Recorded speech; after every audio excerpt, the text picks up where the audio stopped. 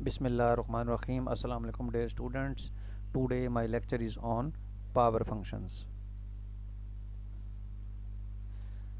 जैसे previous video में हमने पोलिनोमियल फंक्शन को डिस्कस किया था, तो पोलिनोमियल फंक्शंस की डिग्री चेंज करते जाएं तो आपके ग्राफ जो हैं वो चेंज होते जाएंगे। यानी जैसे अगर पोलिनोमियल की डिग्री 1 हो तो वो लीनियर फंक्शन होता है, अगर 2 हो तो वो क्वाड्रेटिक पैराबोला बनता है, इसी तरह क्यूबिक बाय क्वाड्रेटिक, और इसी तरह डिग्री चेंज करते जाएं तो उसके ग्राफ भी डिफरेंट होते जाएंगे। तो क्योंकि पोलिनोमियल ऐसा एक फंक्शन है जिसमें जो डिग्री होती है, जो उसकी पावर होती है, एक्स की पावर होती है, वो पॉजिटिव होती है और हमेशा इंटीजर होती है, कभी भी नेगेटिव या फ्रैक्शन में नहीं हो सकती। अगर ऐसा है तो वो फंक्शन पोलिनोमियल फंक्शन नहीं कहलाएगा। अलजेब्रैक फंक्शन तो है लेकिन पोलिनोमियल नहीं है। तो उसके बाद आज हम डिस्कस करते हैं पावर फंक्शन। अब क्योंकि ये पावर फंक्शन है, इसकी फॉर्म बिल्कुल उसी तरह है जिस तरह आपके पास पोलिनोमियल फंक्शन की होती है, लेकिन ये एक स्पेशल केस है, a function of the form f x which is equal to x की पावर ए, और इसमें ए जो है वो कांस्टेंट है। तो इस तरह का फंक्शन जो है वो पावर फंक्शन है। अब ये कांस्टेंट की बात उन्होंने की है, तो कांस्टेंट में ये अब देखें, ये इंटीजर भी हो सकता है और ये नेगेटिव भी हो सकता है, पॉजिटिव भी हो सकता है। मतलब इस पर कोई कंडीशन नहीं है, क्योंकि कांस्टेंट का है, कांस्टेंट में रियल नंबर भी हो सकता है, ठीक है, रियल नंबर भी हो सकता है, negative real number, positive real number, उसके बाद ये ज़ीरो हम ले सकते हैं, इसी तरह हम पॉजिटिव इंटीजर ले सकते हैं, नेगेटिव इंटीजर ले सकते हैं। तो ये इसकी पॉसिबिलिटीज़ हैं। तो कोई भी फंक्शन जो x की पावर में सम कांस्टेंट है, इस तरह का जो फंक्शन होता है, इस तरह के फंक्शन को हम पावर फंक्शन कहते हैं। अब पहला केस डिस्कस करते हैं। हम कहते हैं a is equal to n, यानी हमने a is equal to n ले लिया और n पे कंडीशन लगाई कि वो पॉजिटिव इंटीजर है। अब x is equal to n और n क्या है, पॉजिटिव इंटीजर है। अब पॉजिटिव इंटीजर है तो ज़ाहिर बात है 1 2 3 4 5 एंड सो लेंगे। अगर हमने y is equal to x ले लिया, यानी n यहाँ 1 ले लिया है, तो देखें y is equal to x का जो ग्राफ है वो ये स्ट्रेट लाइन है। इसी तरह अगर n को हम 2 ले लेंगे तो वो बन जाएगा y is equal to x square, तो उसका ग्राफ जो है ये क्वाड्रेटिक बन गया, यानी पैराबोला बन गया। ये ठीक हो गया, ये सिमेट्री भी है, और ये सिमेट्री अबाउट क्या कहते हैं उसको, ओरिजिन है, ये सिमेट्रिक अबाउट वाई एक्सिस है। इसी तरह हमने ले लिया वाई एक्स को 3 लिया, तो y is equal to x की 3 आ गया। ये ऑड फंक्शन है, तो इसका ग्राफ जो है ये देखें इस तरह है। ये भी सिमेट्री अबाउट ओरिजिन है, क्योंकि इसका ग्राफ जो है, ये जो फंक्शन है ये भी ऑड फंक्शन है, इसलिए ये ओरिजिन के अबाउट सिमेट्री होगा। देखें जो शेप ये है वही शेप आपके पास ये नेगेटिव साइड पर आ रही है। फिर हमने ले लिया y is equal to x की पावर 4, तो उसमें देखें ये एक्स स्क्वायर है, ये हमने x4 लिया, तो इसमें ये जो डिस्टेंस है आपके पास y एक्सिस का और ग्राफ का, इधर से y एक्सिस का और नेगेटिव साइड पर जो ग्राफ है, तो ये जो टोटल डिस्टेंस है, ये टोटल डिस्टेंस कम हो जाएगा, यानी ये ग्राफ जो है कंप्रेस होता जा रहा है। तो यहाँ से देखें ये वाला डिस्टेंस, इसको थोड़ा सा अंदर स्ट्रेच का मतलब कंप्रेस कर दें तो y is equal to x की पावर 4 बन जाएगा। इसी तरीके से x4 वाला बन गया, ये भी आपके पास समिट इवन फंक्शन है।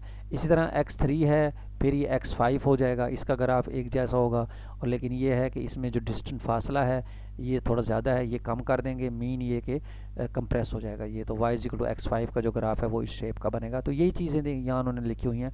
The graph of function xn for n is equal to 1 2 3 4 and 5 are shown in the figure 11। These are the polynomial with only one terms. We already know that the shape of the graph y is equal to x, straight line through the region, y is equal to x square, parabola। ठीक हो गया। इसी तरह in general हम कह सकते हैं कि the general shape of the graph function x की power n depend on whether n is even और ऑड। यानी अब इसका मतलब है आपके पास, क्योंकि हम जब पॉजिटिव इंटीजर की बात करते हैं तो पॉजिटिव इंटीजर के अंदर दो किस्म के नंबर्स होते हैं, या तो इवन होते हैं या तो ऑड होते हैं। अब दो किस्म के होंगे, इसलिए उसने कह दिया कि जो फंक्शन x की पावर n है ये डिपेंड कर रहा है सिर्फ और सिर्फ n is equal to even या n is equal to odd के ऊपर। अब अगर n इवन है तो इसका मतलब है फंक्शन xn जो है वो इवन फंक्शन होगा, and its graph is similar to the parabola, और उसका ग्राफ जो है वो बिल्कुल पैराबोला के सेम होगा जैसे एक्स स्क्वायर का ग्राफ है। इसका मतलब है जैसे y is equal to x square है, उसी तरह x4 x6 x8 x9 जितने भी ग्राफ होंगे वो पैराबोला शेप की तरह होंगे, यानी इसी तरह होंगे, और 0.11 से ही पास होंगे। ठीक हो गया, 0.11 से पास होंगे, लेकिन थोड़े थोड़े कंप्रेस होंगे, लेकिन 0.11 से और -11 से हमेशा पास होंगे, क्योंकि y is equal to x4 x8 x9 x10 ले लें, जो मर्जी ले लें, पॉइंट यही रहेंगे। इसी तरीके से जो x की 3 वाला ग्राफ है उसका भी इसी तरह 1 1 और -1 से लाजमी पास होगा ग्राफ, और इसी शेप में रहेगा जिस तरह x3 है, x6 है, x5 है, x7, x9, तमाम ग्राफ जो है इसी शेप में होंगे। तो ये आपके पास x की is equal to n is equal to even के लिए और ये n इजिकल टू ऑड के लिए ग्राफ की जो शेप्स हैं वो इसी तरह की होंगी। अब हम दूसरा केस डिस्कस करते हैं। दूसरे केस में हम ये देखते हैं कि अब हमने a ले लिया 1/n और n जो है वो पॉजिटिव इंटीजर है, यानी 1/2, 1/3, 1/4, 1/5, 1/6 इसी तरीके से।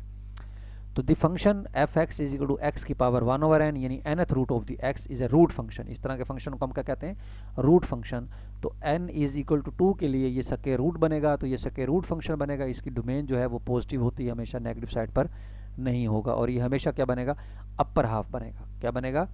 अपर हाफ पैराबोला टाइप, क्योंकि x Y is equal to x square root है तो x is equal to y square हो जाएगा। तो ये सिमेट्री अबाउट एक्स एक्सिस बनता है, क्योंकि इसमें देखें आप एक्स वाई की वैल्यू पॉजिटिव दें तब भी एक्स की वैल्यूज आपके पास पॉजिटिव आएंगी, वाई की वैल्यू नेगेटिव दें तब भी आपके पास एक्स की वैल्यू जो है वो पॉजिटिव ही आएंगी। इसका मतलब है ग्राफ की शेप जो है ये देखें ये अपर हाफ बन रहा है, तो ये आपके पास Y is equal to x square root है। और अगर मैं दोनों बना दूं y is equal to plus minus X की 3 बना दी, यानी 3x n को मैंने 3 ले लिया, तो अगर n को 3 लूँ तो ये बनेगा y is equal to x की पावर 1/3। तो जब x की पावर 1/3 लूँगा तो ग्राफ की शेप जो है वो देखें क्यूबिक जैसे बना था हमने, ये ऊपर x की पावर 3 का ग्राफ जो बना था वो सिमेट्री अबाउट यानी ऑड फंक्शन था लेकिन अबाउट y एक्सिस था, लेकिन अगर हम फ्रैक्शन में ले रहे हैं तो वो अबाउट एक्स एक्सिस बनेगा, लेकिन शेप बिल्कुल वही होगी जो पैरेलल टू वाई एक्सिस की थी, y is equal to x की 3 की थी। यानी y is equal to x की 3 अगर आपके पास फंक्शन पैरेलल टू यानी अबाउट ओरिजिन तो हो रहा है, लेकिन उसका ग्राफ जो है y की वैल्यूज़ पर आ रहे हैं, यानी पैरेलल टू वाई एक्सिस की शेप में आ रही हैं, तो अगर आप x की इज इक्वल टू 1/3 करेंगे तो वो x एक्सिस के अबाउट देखे माना थ्रू दी ओरिजिन हुआ, लेकिन शेप उसकी चेंज होगी यानी रोटेट हो गया थ्रू दी x एक्सिस। तो इसी तरीके से x की पावर 1/, वो कह रहे हैं y is equal to x की पावर 1/n जो है, अगर आपके पास n ऑड है, अगर n ऑड है तो उसका जो ग्राफ होगा वो सिमिलर होगा y is equal to x की पावर 1/3, n अगर 3 से ग्रेटर है। और इसी तरीके से अगर आपके पास n जो है अगर इवन है तो उसका जो ग्राफ होगा वो बिल्कुल इसी शेप में होगा जो y is equal to x की पावर 1/2 की शेप है। इसी तरह तीसरा केस हम लेते हैं। तीसरे केस में हम डिस्कस करते हैं अगर आपके पास a जो है वो नेगेटिव हो जाए। अगर a नेगेटिव हो गया तो it mean y is equal to x inverse बन गया, यानी 1/x बन गया। तो 1/x बन गया तो इसका जो ग्राफ होगा वो इक्वेशन बनेगी, इसे हम कहते हैं हाइपरबोला, और hyperbola with the coordinate axis, यानी कोऑर्डिनेट एक्सिस के साथ ये बनेगा हाइपरबोला। यानी देखें इसका ग्राफ इस टाइप का है या और इस टाइप का है। तो ये जो इसका ग्राफ है y is equal to 1/x का ग्राफ जो है a इज इक्वल टू -1 पर है, उसका ग्राफ की शेप जो है वो इस टाइप की बनेगी, यानी X Y is equal to 1 and is called hyperbola with the coordinate axis and its asymptote, और ये इसके असिम्प्टोट कहलाते हैं। ठीक हो गया। तो ये पावर फंक्शन जो है ये आपने देख लेना है पॉजिटिव इंटीजर्स पर, फिर रूट फंक्शन रूट के लिहाज से, और फिर अगर a नेगेटिव हो जाए तो उसका फंक्शन जो है वो किस टाइप का बनेगा।